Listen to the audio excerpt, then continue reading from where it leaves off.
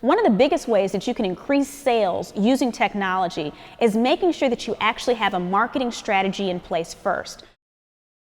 It's very important for realtors to leverage social media because over 90% of consumers are on some brand of social media. And so if you're not there, you're not able to as easily communicate with all the people who might be potential sellers and buyers. And so you're leaving money and opportunities on the table by not being there. In my book in particular, I talk about how to use it strategically. So don't just post random things there, but how do you post things that are more likely to get people to refer you or to call you and think of you as their potential realtor?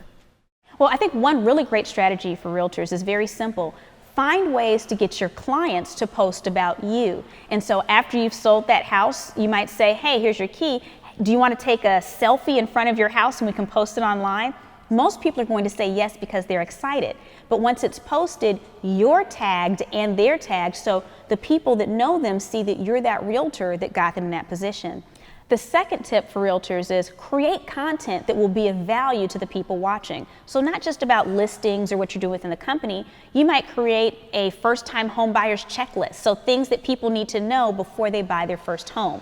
You might also do something like how-tos for how to fix little things around the house or how to maintain it. So just adding value to people and giving them information, even if they're not ready to do business with you, means that when they are ready and they need a realtor, you're going to be at the top of their mind because you've already been helping them without you physically being there.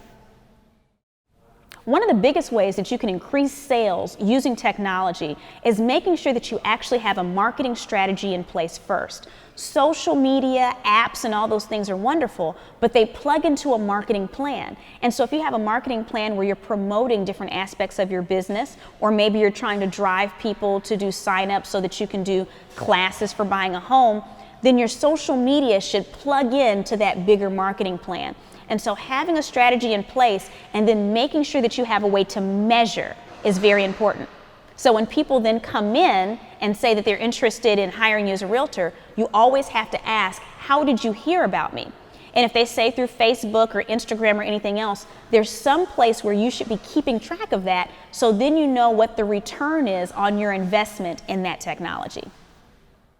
So I know that realtors are probably hearing a great deal about influencer marketing, and usually when you hear about influencer marketing, you think about pop stars or famous people, but the truth of the matter is what you want are micro-influencers. Those are the people in your local market or near you that can really refer customers to you. In my case, the person who was responsible for me going to look for a house with my husband was my financial planner. We went in for our meeting that we do quarterly. She looked at our finances and she said, Crystal, CJ, I need for you all to stop playing and go get a house because you're wasting money renting. It's a better use of your money to invest. And so financial planners might be an option. Another one might be interior designers. They might be people that are connected to people that would buy properties or sell properties. And so you have to stop and think, who are the other professionals that your clients are likely to work with?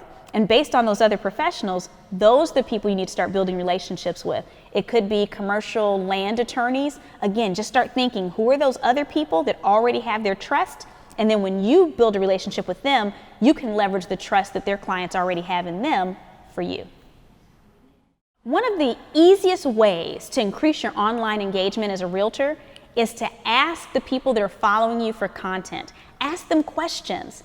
So for instance, on Facebook or Instagram, you can create a picture, but then dig into that and say, well, tell me about your first home, or what was your favorite holiday in your home as a kid, or do you have pictures of you celebrating this holiday? And ask them to post it. Maybe it's even a contest. Contests are another option for you to get more engagement as well. So opening it up and allowing other people to post and comment and to hit those emotional nerves with them so that they're more likely to engage. And then the other thing is you can actually have planned engagement. So with those other influencers that you want to partner with, you all might decide, hey, I'm going to release this video this week. I would love if you shared this a couple times. And they might say, I have a video I'm releasing next week. I would love if you shared it a couple times.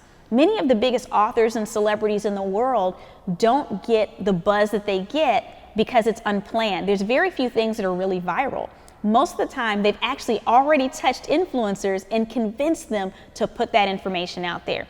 And you might pay influencers, but oftentimes you can even do exchanges with them as well where it's not paid, especially if it's another professional.